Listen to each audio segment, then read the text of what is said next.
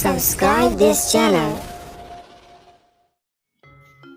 आसिफ और हारून दोनों गहरे दोस्त थे।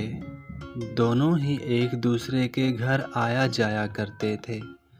आसिफ का घर नहर की दूसरी तरफ था और दोनों सारा दिन इकट्ठे घूमते फिरते।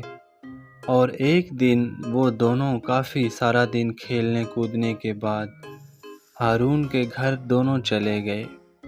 खाना खाने के बाद बैठ के गप लगाने लगे और बातें करते करते काफ़ी देर हो चुकी थी।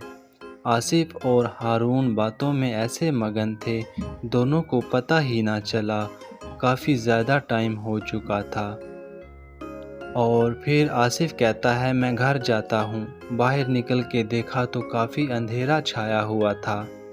हारून ने आसिफ को कहा, आज तुम अपने घर मत जाओ, यहीं पे सो जाओ।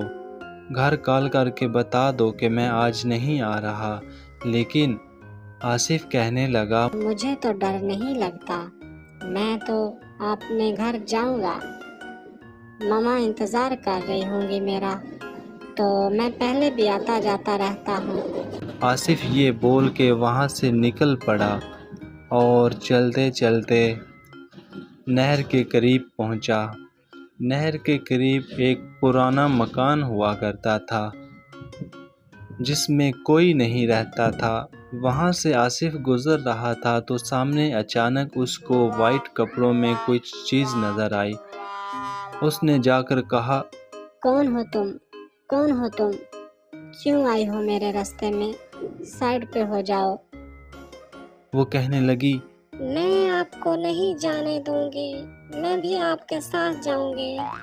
मुझे भी साथ ले चलो, मैं रास्ता भटक चुकी हूँ, मुझे भी साथ ले चलो।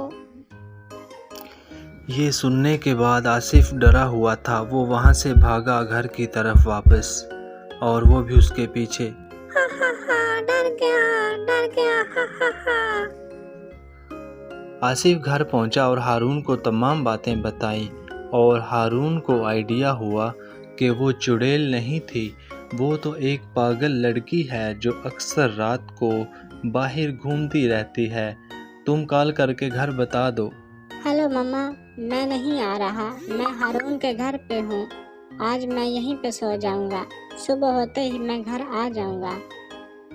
प्यारे बच्चों, इस कहानी से हमें ये सबक मिलता है कि इंसान के अंदर अगर डर हो तो इंसान फिर इंसानों से भी डरने लगता है।